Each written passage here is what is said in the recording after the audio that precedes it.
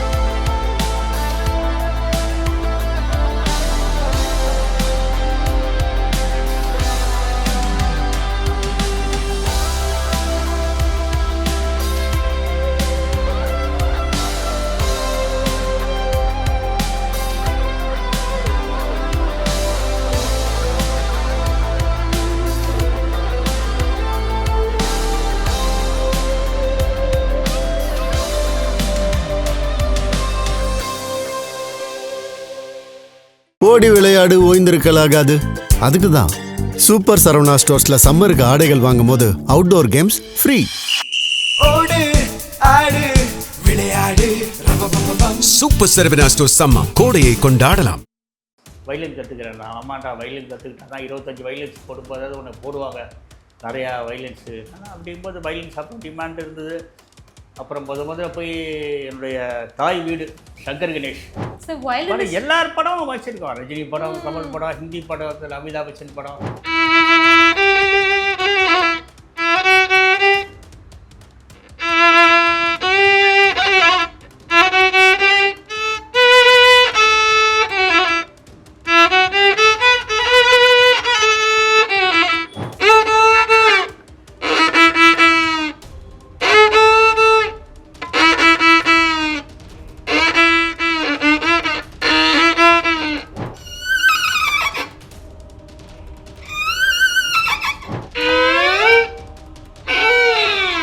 ரொம்ப ரொம்ப ரொம்ப பம்பா பம்பா.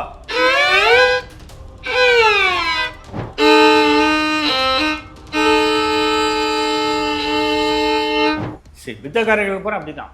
தனக்கு சாதகமாக இது தரவாக வருதோ அதை வந்து ஃப்ளாஷ் பண்ணிட்டு அப்படியே போயிட்டு இருப்போம். பாதியா கழுவிட்டாயா அவன், ஏன்னா அவனுக்கு அதுதான் தெரியும். Okay sir.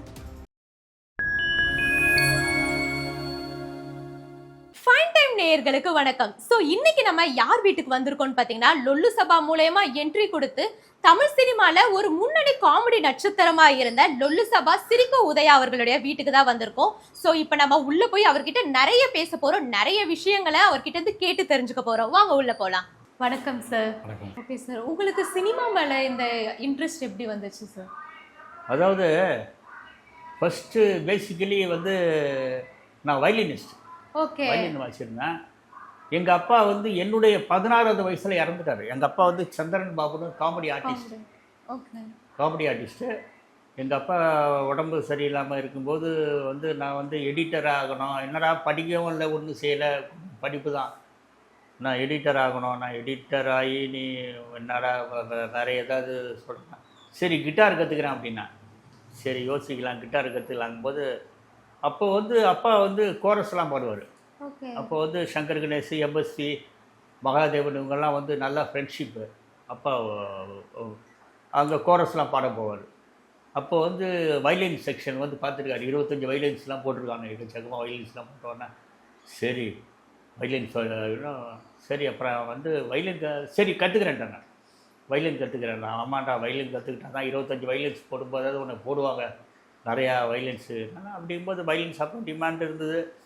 அப்புறம் முதல்ல போய் என்னுடைய தாய் வீடு சங்கர் கணேஷ் அவங்கக்கிட்ட அவங்க தான் வந்து எனக்கு முதல் கலை கதவு திறந்ததே வந்து அவர் தான் ஃபஸ்ட்டு. வந்து அந்த மாதிரி பையன் வயலின் வாசிக்கணும் நான் விட்டு போங்கண்ணே நான் பார்த்துக்கிறேன் அப்படின்னு சொன்னார். அவர் போய் உட்காந்த உடனே எனக்கு எதுவுமே தெரியாது அப்போல்லாம். ரெக்கார்டிங்கில் வந்து என்ன இது நான் நிறைய விஷயங்கள் தெரியாது.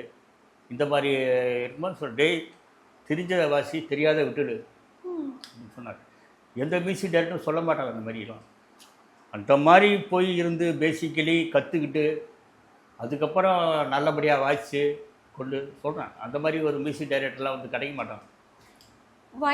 வயலினிஸ்டாக படங்களில் ஒர்க் பண்ணியிருக்கீங்களா சார்? படங்கள் தான். அதை எத்தனை படங்களில் மொத்தமாக? அது இருக்கும் நிறைய, ஒரு 500-600 படங்கள்கிட்ட நிறையா சாங்ஸ்லாம் வாசிச்சிருக்கோம். ஓகே. அப்போ பிஸியாக இருந்தோம். சார் வயலின் எல்லார் படமும் வாசிச்சிருக்கோம். ரஜினி படம், கமல் படம், ஹிந்தி படத்தில் அமிதாப் பச்சன் படம், எல்லார படமும் ஒர்க் பண்ணியிருக்கோம். அது சார் வயலினிஸ்டாக இருந்தது. அதுக்கப்புறம் அந்த லொல்லு சபா பயணம் ஐயோ வயலினிஸ்டாக வாசிச்சுட்டு இருக்கும்போது திடீர்னு வந்து இது சிந்தசைசர் இதெல்லாம் வந்துடுச்சு. வந்த உடனே வயலின் செக்ஷனாக கம்மி பண்ண ஆரம்பிச்சிட்டாங்க.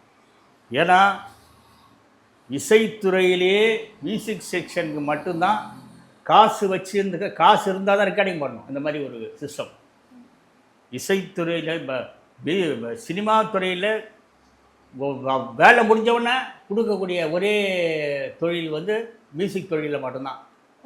சாங் வாசிக்கிறோமா காசு வந்துடும், ரீரெக்கார்டிங் வாசிக்க போகிறோமா உடனே முடிஞ்சவுடனே காசு முடிஞ்சவுடனே கொடுத்துருவாங்க. மற்ற இப்போ ஸ்டண்ட் மாஸ்டர், நடிகர்கள், எடிட்டர்கள், டைரக்டர் கூட பார்த்துக்கலாங்க, தராங்க, நாளைக்கு தராங்க. இங்கே அந்த வேலையே கிடையாது.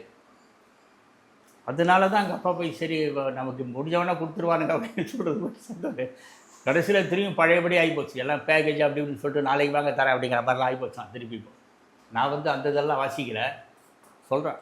இப்போ வந்து அப்படி ஆகிப்போச்சு இசைத்துறையில். இந்த மாதிரி வயலின் செக்ஷன் கொஞ்சம் குறைஞ்ச உடனே என்ன பண்ணுறதுன்னு தெரில. அப்புறம் வந்து மயில்சாமி ஒரு ஃப்ரெண்ட்ஷிப் கிடச்சிது. மயில்சாமி அப்போ தான் சிரிப்பு கேசட் பண்ணிவிட்டு இருந்து அப்போல்லாம் 2வது கேசட் பண்ண வரும்போது அப்போ நான் ஸ்கிரிப்ட்லாம் எழுதுவேன். தெரியும் இந்த மாதிரி என்னப்பா ஒரு கேசட் ஒன்று வந்துருக்குது, அதுக்கு வந்து நம்ம தான் பண்ணலாம்ப்பா மீண்டும் சிரிப்பு அப்படிங்கிற கேசட்டில் வந்து ஒரு தெலுங்கு மிமிக்ரி மாதிரி பண்ணேன். அப்புறம் அவங்களுக்கும் எழுதி கொடுத்தேன். அது வந்து நல்ல ஒரு ஃபேமஸ் ஆச்சு. ஓகே சார், இப்போ அடுத்ததான் நம்ம நீங்கள் வயலின் வாசிக்கிறத பார்த்துருக்கோம். வயலின் வாசி நான் பல மாதங்கள் ஆகி போச்சு. அப்பப்போ தான் டச் பண்ணுறேன். பரவாயில்ல இப்போ சார். வந்து என்னன்னா பேரம் பேத்தி கல்யாணம் வீட்டில் அந்த மாதிரி இதாகி போச்சா, அந்த நேரத்தில் நம்ம உட்காந்து வாசி முடியும். பாரு கல்யாணத்தை வச்சுட்டு வயலின் வாசிக்கிட்டு என்ன நீங்கள் நமக்கு பிடிச்சதை நம்ம செய்யலாம்ல, எவ்வளோ வேலை சரி இப்படியே வாசிட்டு இருந்தேன். இப்போ கொஞ்சம் பேரன் பறந்துட்டாரு. அது ஒரு 10-15 நாள் ஒரு கேப்பு. அப்படியே அடுத்தது பேரனுக்கும் சொல்லி கொடுத்துருங்க உங்க வயலின்.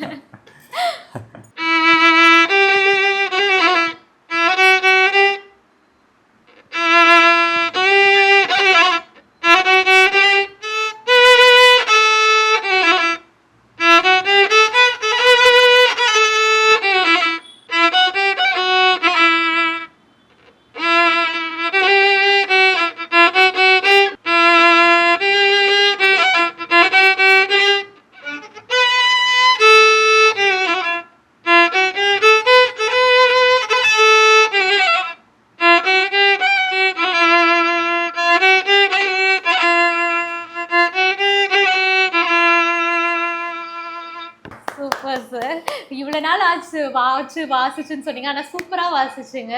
எனக்கு சாட்டிஸ்ஃபேக்ஷன் இல்லை, கை கொஞ்சம் இதாக இருக்குது. எனக்கு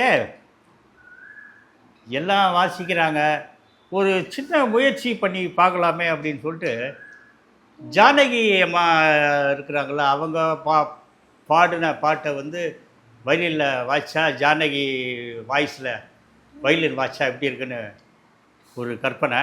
ஓகே, ஒரு பாட்டு ஒன்று வாசிக்கிறேன், அது என்ன பாட்டுன்னு கண்டுபிடிச்சு சொல்லுங்க.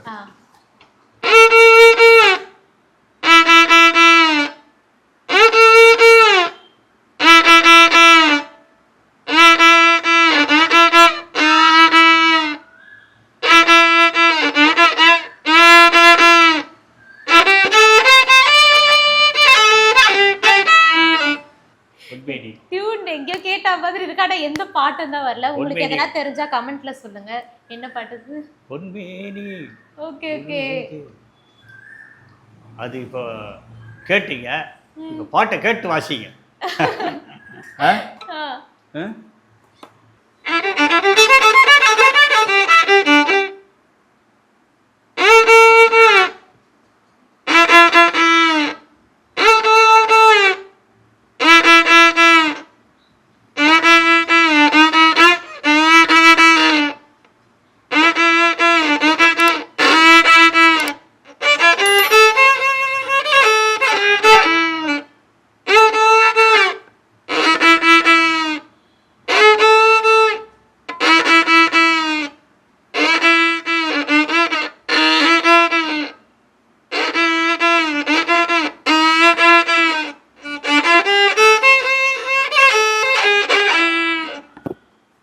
பொன்மேனி கொடுக்குது என்ற பாடல். அப்புறம் வயலினில் வந்து ஒரு மிமிக்ரி மாதிரி ஓகே. வயலினில் வந்து எல்லாம் பண்ணுறாங்க. சரி மிமிக்ரி பண்ணி பார்க்கலாமே. ஏன்னா நான் இதுல ஒரு நாங்கெல்லாம் மிமிக்ரி, கேட்டதே இல்லையே. இதுக்கு முன்னாடி வயலின்ல மிமிக்ரி. ஓகே. அது சும்மா ஒரு இதுதான், ஆ. ஒரு முயற்சி தான் எல்லாமே. Okay okay.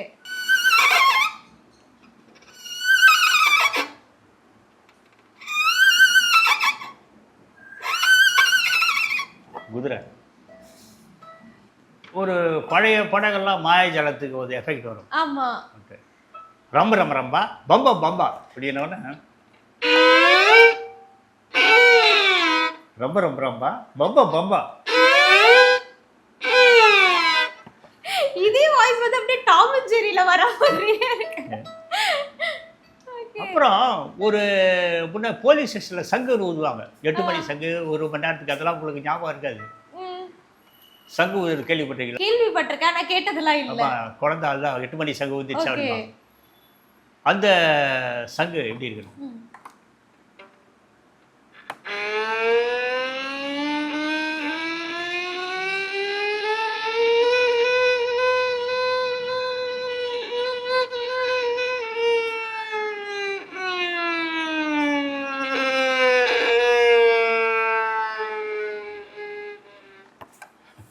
எட்டு பை சங்கு தான் இது.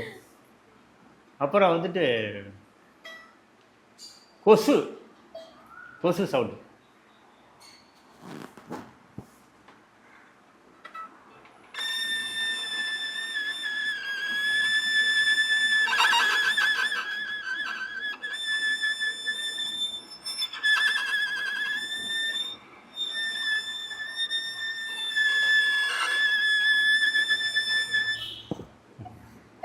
நிறைய இது கையில வச்சிருக்கீங்க சார்.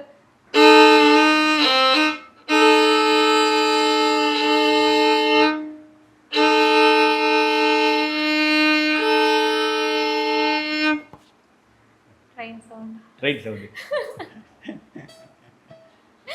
Train sound. ஆமா. ஆம்புலன்ஸ் போகுது, பிரேக் எல்லாம் பிடிச்சிட்டு. ஓகே.